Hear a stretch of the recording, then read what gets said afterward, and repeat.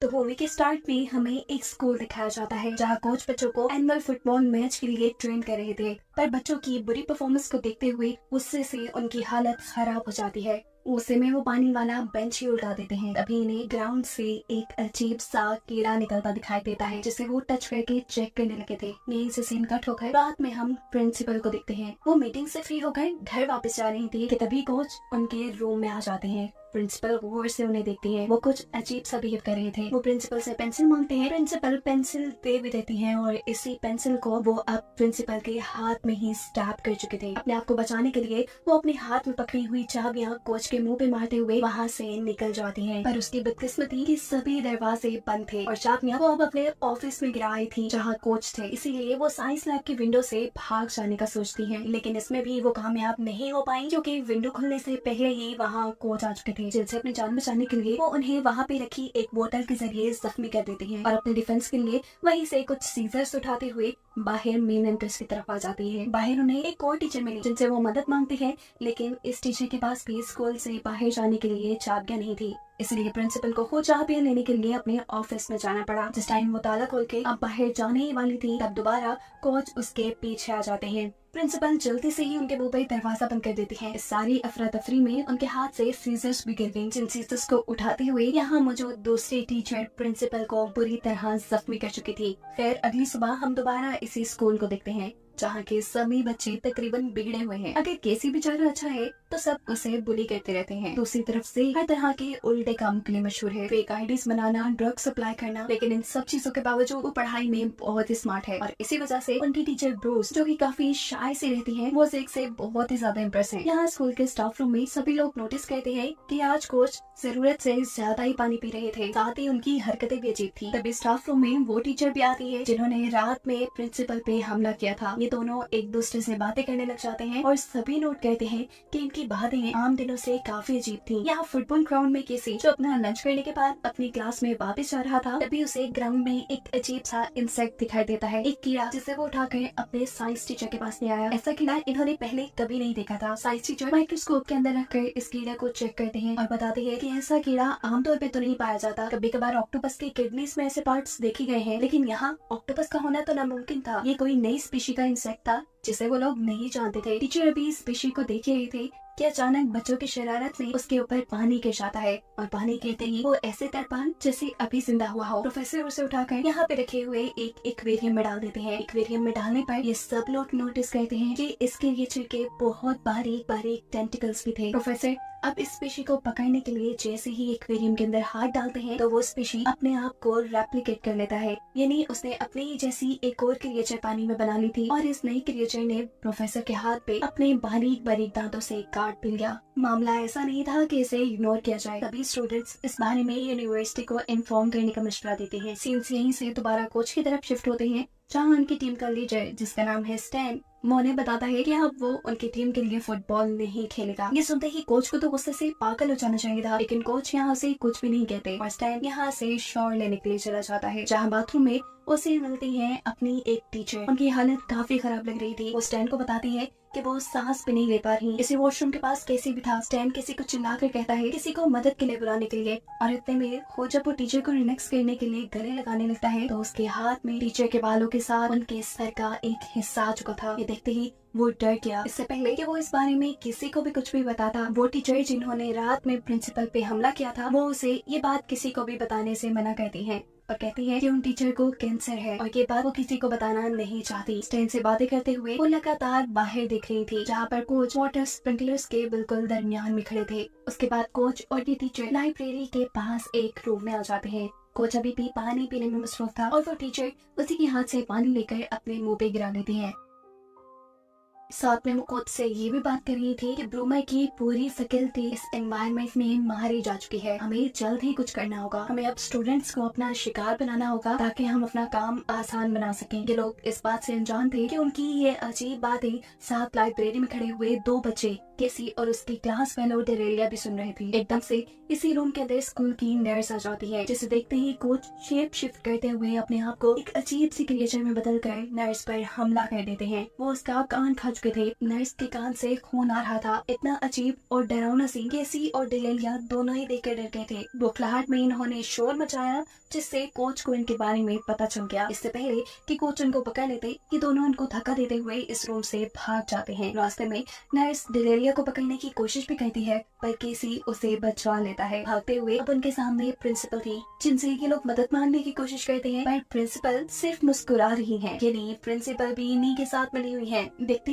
ही इनका पूरा ग्रुप केसी और डेरेलिया के आगे पीछे आ गया। और अब इससे पहले कि ये लोग इसी खतरे में पड़ जाते, डेरेलिया और केसी फौरन ही स्कूल से भाग जाते हैं। जिसके बाद थोड़ी ही देर में केसी पुलिस को लेकर स्कूल वापस आता है। उसने पुलिस को सब बता दिया था कि कैसे कोच ने नर्स के ऊपर हमला किया, लेकिन जब पुलिस यहाँ आई तो पुलिस को ऐसा कुछ भी नहीं मिला और उल्टा केसी के ऊपर ही स्कूल पे इल्जाम लगाने का केस बना दिया गया। प्रिंसिपल ने उसके पेरेंट्स को बुलाया और उनसे कहा कि केसी पे नजर रखा करे, लेकिन केसी झूठ नहीं बोला था। ये बात डेरेलिया जानती थी, तो प्रिंसिपल डेरेलिया को भी डरा देती है कि अगर तुमने इस बारे में किसी को भी बताया तो तुम्हारे भी पेरेंट्स को इसी तरह बुला लिया जाएगा। रात होने पर अब केसी के डैड उसके ऊपर बहुत ज्यादा चकते करने लगे थे। उन्होंने उसका इंटरनेट भी बंद कर दिया था और उसका फोन भी ले लिया था। ऐसे में केसी अपनी रूम की विंडो से बाहर जाने का प्लान करता है और विंडो से उतरते हुए वो बेचारा नीचे गिर जाता है। वो देखता है कि उसके सभी स्कूल टीचर्स यहाँ पे आए हुए थे और इससे पहले कि उसके स्कूल टीचर्स उसे पकड़ लेते, उसके गिरने की आवाज की वजह से यहाँ उसके डैड आ जाते हैं।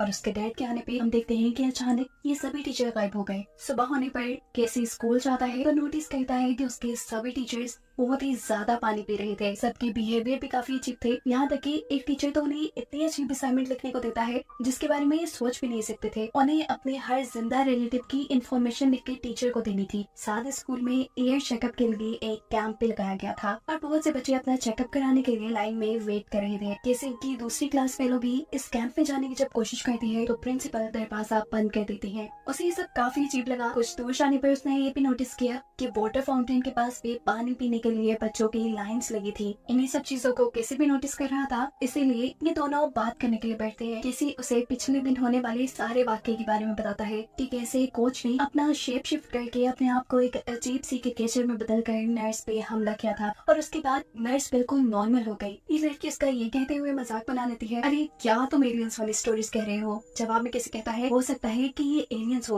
और ये बात सोचते ही ये दोनों जाते हैं वापस अपनी साइंस लैब में, जहाँ पहली मर्तबा उन्होंने वो क्रिएचर देखी थी। जिस एक्वेरियम के अंदर उस एलियन क्रिएचर को रखा गया था वो क्रिएचर अब गायब थी। यहाँ पर डेरेलिया भी थी और ये सब इसी केस को डिस्कस कर रहे थे। केसी यहाँ उन्हें कहता है मुझे लगता है कि ये सब एलियंस है, क्योंकि डेरेलिया और केसी ने तो कोच की बातें भी सुनी थी। अब बाहर खड़ा हुआ सेक और एक और लड़की भी उनकी ये सारी थ्योरी सुन लेते हैं। अचानक से सेक अंदर आता है तो उसकी हालत काफी खराब हो रही थी। वो इन लोगों से कहता है कि उसके ऊपर एक एलियन ने हमला किया। ये सब खतरा चुके थे, लेकिन असल में सेक सिर्फ इनकी ही थ्योरी सुनकर इन पे ही प्रैंक कर रहा था। इनके अलावा केसी की ये थ्योरी उनके साइंस प्रोफेसर ने भी सुन ली थी। वो भी अब अंदर आते हैं और केसी से उसकी ये एलियन वाली दी हुई थ्योरी के पीछे एक्सप्लेनेशन मांगते हैं। ये लोग जब प्रोफेसर से उस एलियन क्रिएचर के बारे में पूछते हैं जिसे इन्होंने एक्वेरियम में रखा था, तो प्रोफेसर जवाब में कहते हैं उस क्रिएचर को तो उन्होंने यूनिवर्सिटी रिसर्च के लिए भेज दिया है। ये सुनने के बाद सेक उस रूम से बाहर जाने लगा था, लेकिन तभी ये प्रोफेसर एकदम से उसके ऊपर हमला कर देते हैं।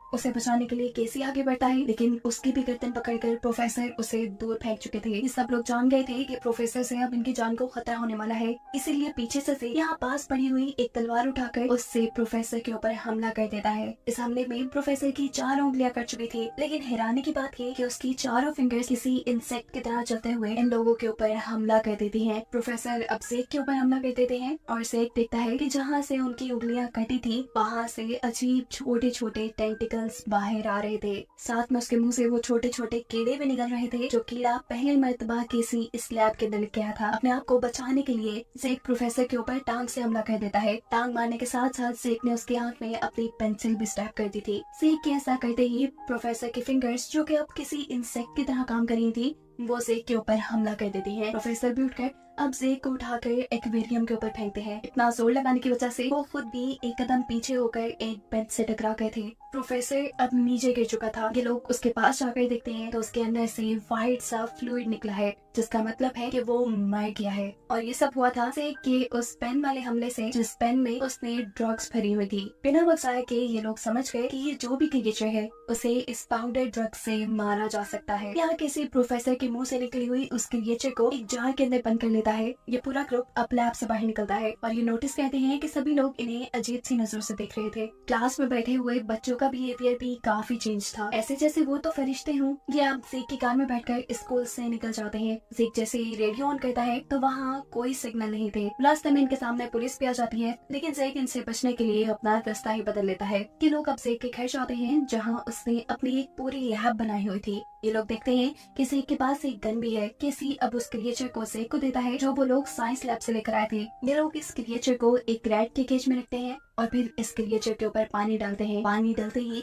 ये क्रिएचर ऐसे एक्टिव हुआ जैसे जिंदा हो गया हो। इसके अंदर से बहुत से टेंटिकल निकल आए, जिन टेंटिकल से उसने रैट के ऊपर हमला करके उसे अपने काबू में किया और बाद में उसके कान से उसके अंदर चला गया। यानी रैट अब उस क्रिएचर से इन्फेक्टेड हो चुका था। जेक अब इसके बाद रैट को मारकर उसका डाइसेक्शन करता है और देखता है कि वो क्रिएचर अभी भी रैट के अंदर ही थी। इन्होंने एक थ्योरी निकाली कि ये एलियन क्रिएचर खुद से जिंदा नहीं रहते, बल्कि ये एलियन क्रिएचर किसी दूसरे की बॉडी में जाकर उसे पूरी तरह कंट्रोल कर लेते हैं। थोड़ा और रिसर्च करने पे जेक को ये बात भी पता चली कि इन्हें जिंदा रहने के लिए ज्यादा मॉइस्चर की जरूरत है। लेकिन जैसे ही इस क्रिएचर को ड्राई एनवायरनमेंट में लगा, ये मर जाएगा। जिस तरह हमने प्रोफेसर को ड्रग्स दिए, उसे ड्राई एनवायरनमेंट मिला और वो मर गया। यहाँ खड़ी हुई दूसरी साथी उन्हें आइडिया देती है कि अगर तो ये सभी एलियन क्रिएचर पैरासाइट है तो जरूर इनकी एक एलियन क्वीन भी होगी जिनके साथ ये सभी कनेक्टेड होंगे, और अगर हम क्वीन को ही मार दे तो सभी के सभी पैरासाइट्स खुद ब खुद मर जाएंगे। ये सब तो पता चला ही लिया था, लेकिन अब मसला ये था कि आगे इन्हें करना क्या था। ये सबको मारते कैसे, इन्हें कैसे पता चलता कि कौन इन्फेक्टेड है कौन नहीं, क्योंकि पैरासाइट तो लोगों के अंदर है। अब ये भी तो हो सकता था कि उनका अपना ग्रुप ही इन्फेक्टेड हो। इसीलिए जी कहता है कि इन सबको उनकी ड्रग्स इनहेल करनी होगी। सबसे पहले ये काम केसी ने किया। अब अगली बारी थी जेक की। जेक अपनी ड्रग्स लेने से मना कर देता है। इन सबको लगा कि वो इन्फेक्टेड है, इसीलिए स्टैन जो उनके ग्रुप का मेंबर था वो उसके ऊपर उसी की बंदूक जाम चुका था। ऐसे जेक और जेक के बाद स्टेन दोनों ही ड्रग्स कर लेते हैं। इसके बाद सारी लड़कियां भी ड्रग्स कर लेती हैं और जब बारी आती है डिरेलिया की तो वो ड्रग्स के बैंक को गिरा चुकी थी और यहाँ रिवील होता है कि असल में वो भी इन्फेक्टेड हो चुकी थी। वो अपने पास पड़े स्टैंड को धक्का देकर नीचे गिरा देती है और अपनी जान बचाने के लिए यहाँ केसी जेक की गन उठा लेता है, लेकिन उसके अंदर इतना हौसला ही नहीं था कि वो ये गन चला देता। तभी केसी के हाथ से उसकी दूसरी क्लास फेलो गन लेकर डेलाइला के ऊपर शूट करना शुरू कर देती है, लेकिन किसी भी हमले का उस पर कोई असर नहीं था। वो यहाँ सारी लैब को डिस्ट्रॉय कर चुकी थी, जिसके बाद वो यहाँ से भागने में भी कामयाब हो जाती है। ये सभी लोग उसे मारने के लिए भागते हैं, लेकिन वो टैक्सी लेकर यहाँ से चली जाती है। ये लोग जानते थे कि डेलिया जरूर स्कूल ही जाने वाली होगी, इसीलिए जेक अपने पास बची हुई सारी ड्रग्स को लेकर स्कूल की तरफ निकल आता है। स्कूल में एनुअल फुटबॉल मैच चल रहा था, इसीलिए वहाँ सब इकट्ठे थे। इन्हें मालूम था कि ये एलियंस आज ही अपने पैरासाइट्स यहाँ लोगों के अंदर फैलाएंगे और फिर सभी को आहिस्ता आहिस्ता अपने कंट्रोल में कर लेंगे। ये लोग स्कूल के जिम में इकट्ठा होते हैं। इन्हें अब किसी भी तरह क्वीन को ढूंढ कर मारना था। सबको लग रहा था कि जरूर प्रिंसिपल के अंदर ही क्वीन होगी, क्योंकि उनके पास अथॉरिटी है। अभी ये लोग बातें ही कर रहे थे कि अचानक प्रिंसिपल यही जिम रूम में आ जाते हैं। पैनिक हुआ से यहाँ उनके ऊपर वॉलीबॉल नेट फेंक देता है। ये लोग इससे इन्वेस्टिगेशन करना शुरू करते हैं कि वो इन्फेक्टेड है कि नहीं। यहाँ कैसे उसे सूंघने के लिए ड्रग्स देता है, जिसे वो सूंघने से मना कर देती है और गुस्से में पीछे खड़ा हुआ से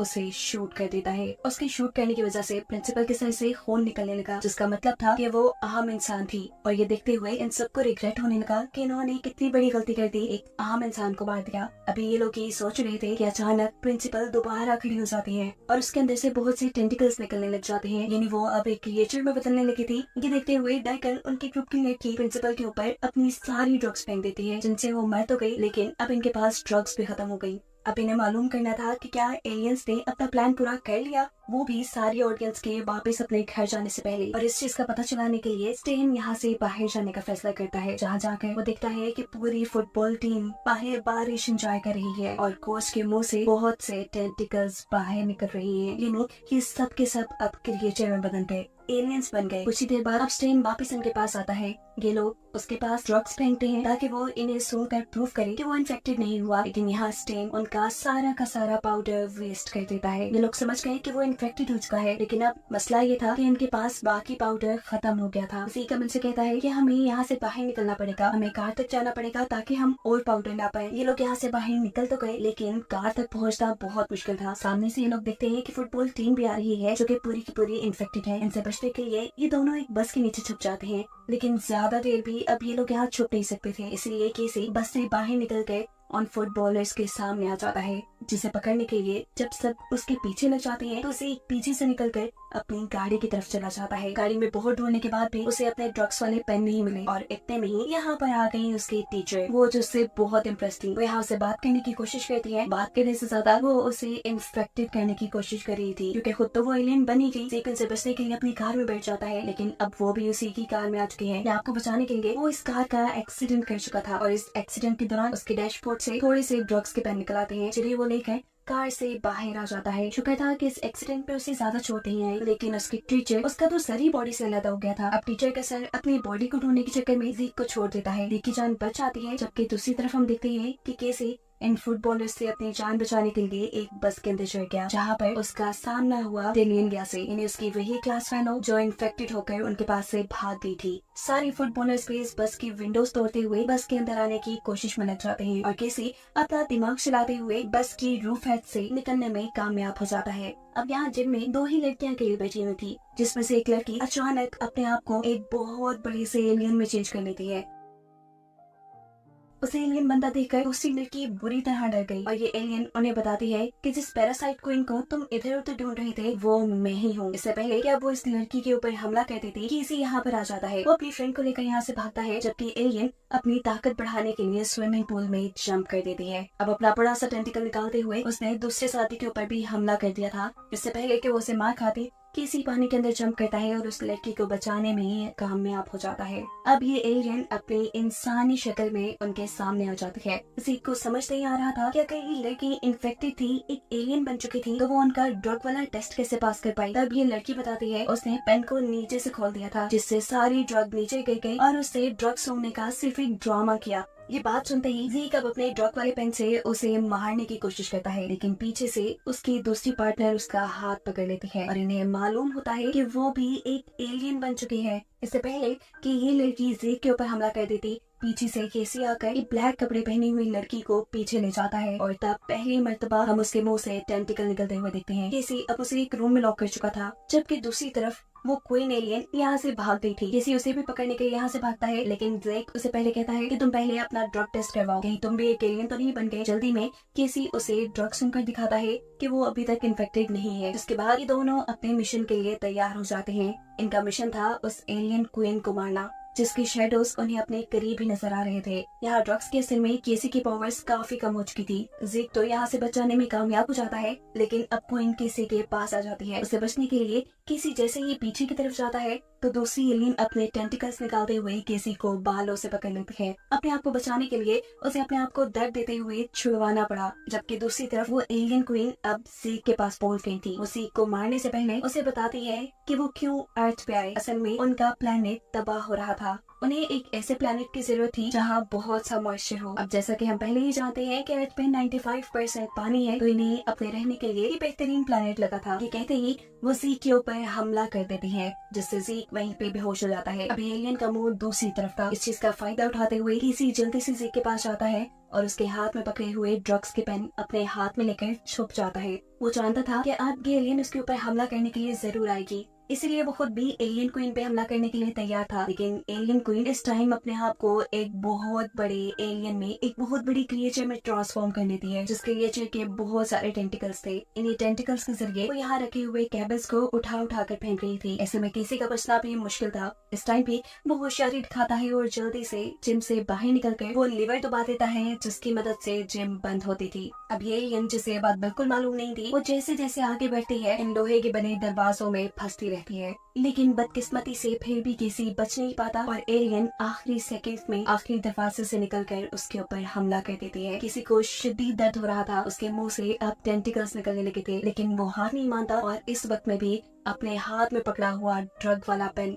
इस एलियन क्वीन की आंख में स्टैब कर देता है। ऐसा करते ही एलियन क्वीन मारी गई थी और उसके साथ ही उसके मुंह का दर्द भी खत्म हो गया, क्योंकि जो पैरासाइट एलियन क्वीन ने उसके अंदर डाले थे, एलियन क्वीन के मरते ही वो भी मर गए। अब केसी फौरन जाकर अपनी दूसरी शादी को चेक करता है। उसके अंदर मौजूद एलियन पैरासाइट भी मारा गया था, वो भी नॉर्मल हो चुका था और साथ ही साथ ज़ेक भी। यानी ज़ेक और केसी ने इतनी मेहनत के बाद ये जंग जीत ली थी। उन्होंने एलियन से ये दुनिया बचा ली थी। सीन कट होकर 1 महीने बाद का सीन दिखाया जाता है, जहाँ अब स्कूल में सब कुछ नॉर्मल है। ज़ेक और केसी को सब लोग नेशनल हीरोज की तरह मान रही है, क्योंकि उन्होंने इस दुनिया को इतनी बड़ी मुसीबत से बचा लिया।